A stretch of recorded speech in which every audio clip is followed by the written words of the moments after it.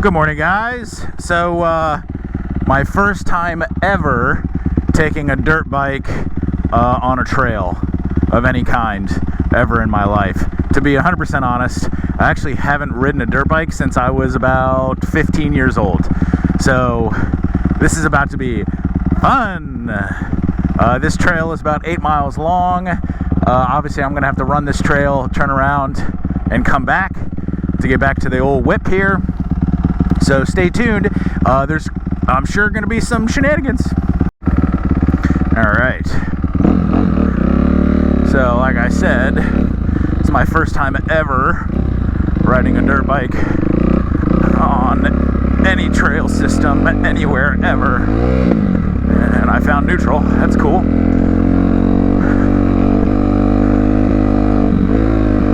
So I have no idea how this thing's going to react.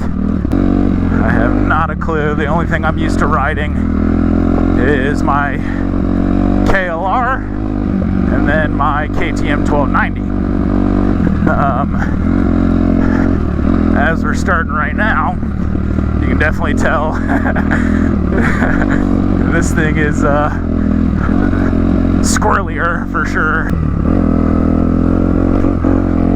So the whole thing, I'm sure this has to do with it not being sprung for my weight. It just feels super twitchy and like unsettled. And I'm sure, again, that has a lot to do with it not being sprung for my weight. But it feels way sketchier than my 1290.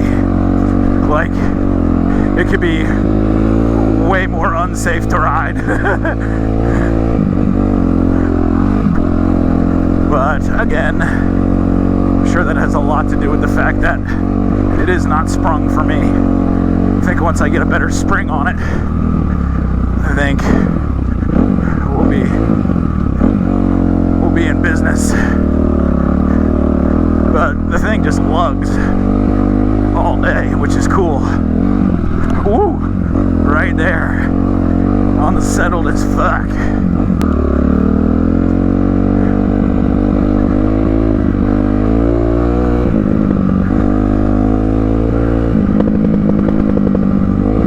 Oh, fuck, ooh.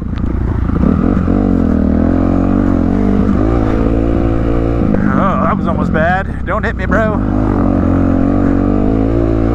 I mean, as far as riding this bike compared to the 1290, I mean, obviously way less power, so you would figure way less chance of getting yourself into any trouble, but I definitely don't think that's the case. Not even a little bit. If anything, I think it's more dangerous. This thing has none of those rider aids that you find on like modern adventure bikes. So it comes down to just being good on a motorcycle in general. I'm not very good. I'm good enough to stay upright most of the time, which is obviously the way you want to be, is upright. But there's nothing here to catch you if you make a mistake.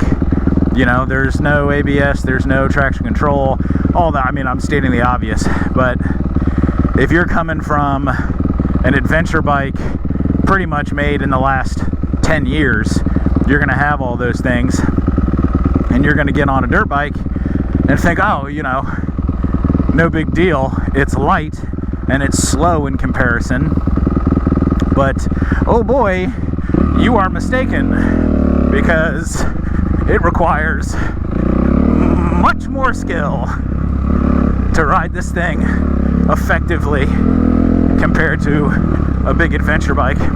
And it feels small, but not in a good way. It feels small, like as in it might come out from underneath me at any minute. Instead of like, oh, it's really small and easy to control, it's like the opposite. It's really small and it just wants to like duck, dip, dive, and dodge. Quit, mate. Go ahead. Me or? And do anything it can to, you know, go the direction you're asking it to go. But it'll make you feel like that's not what it wants to do. It'll make you feel like it wants you to be lying in a heap of your own bodily fluids, which is exactly how this fucking thing makes me feel. It feels sketchy as fuck. Like, all this stuff right here, I could rip this on the 1290.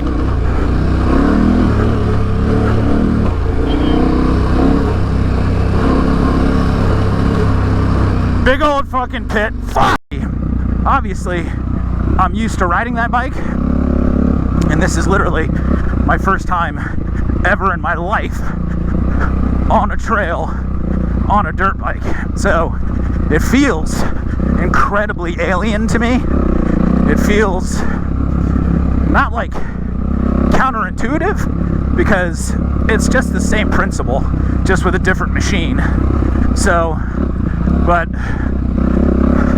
like the general idea is the same, of like counter steering and putting your weight where it needs to be and stuff like that. And standing actually is pretty fucking freaky on this thing, because it's so like thin, it's so skinny.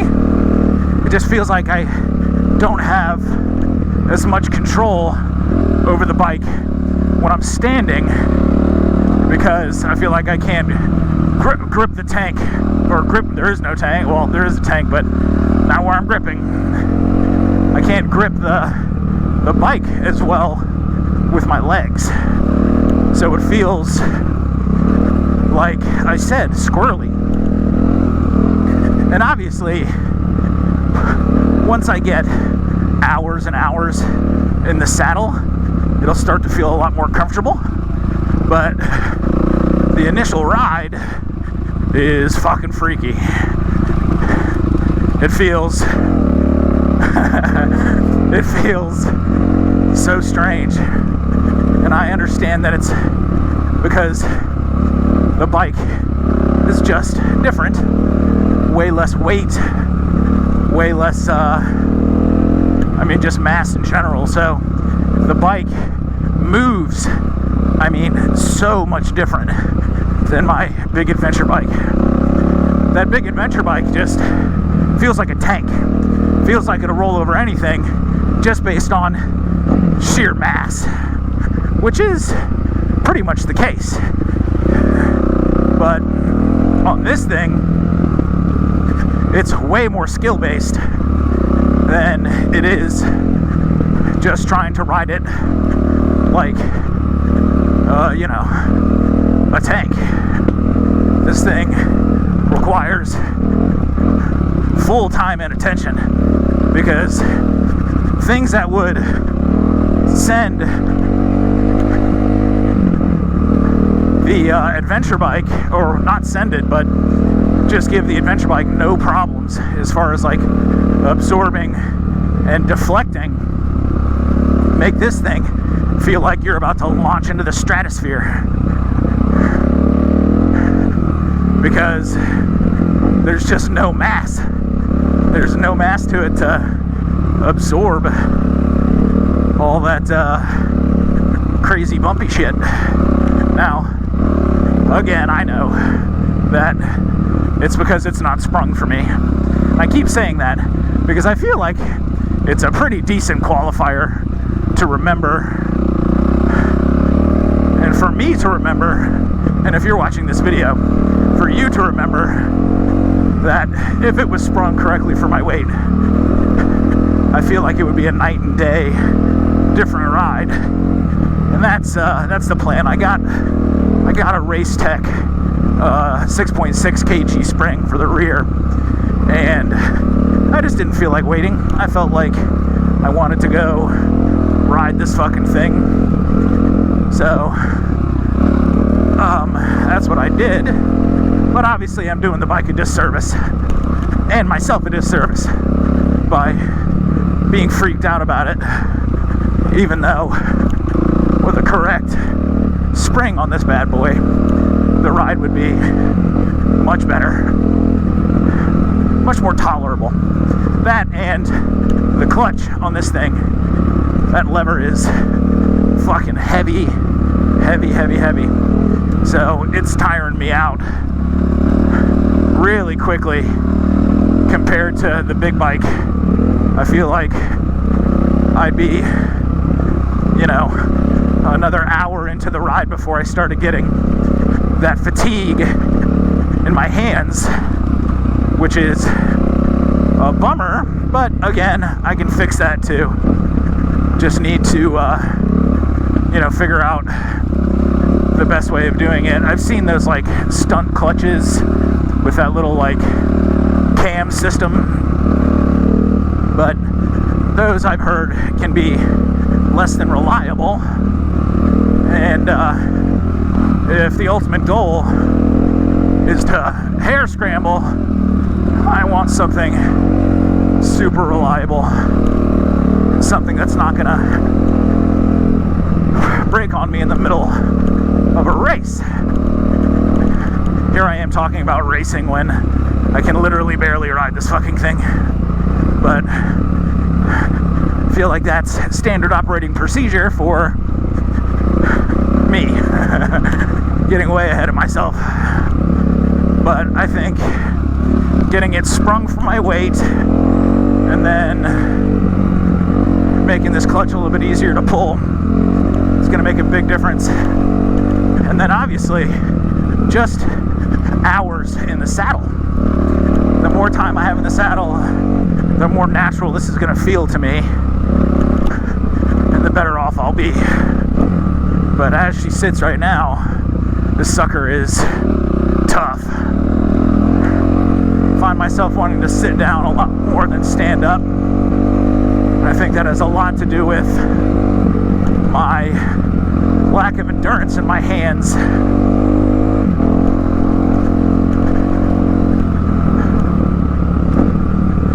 And fair enough.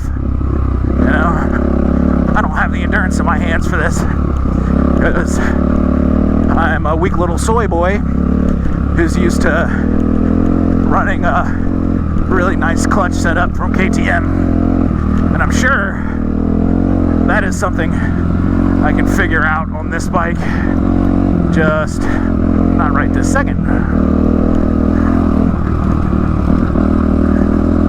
But like in areas like this where I'd be going fucking 50 miles an hour, I feel like I gotta take my time, because it just feels unsettling to be on this thing, and I just don't feel like my weight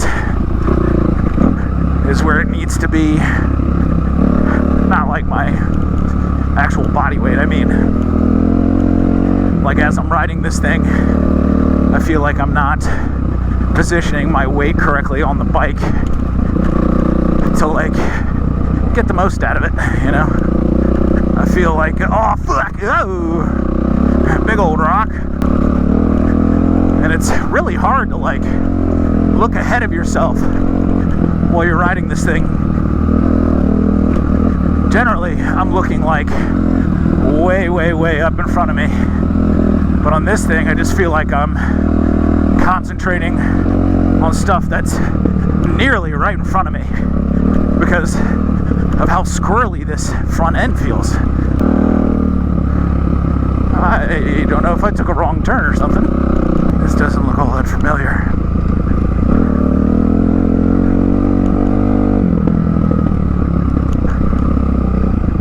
This legit does not look all that familiar.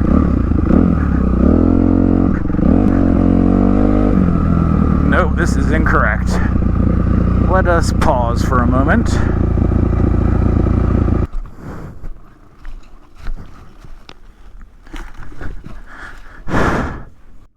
How the fuck did I get turned around?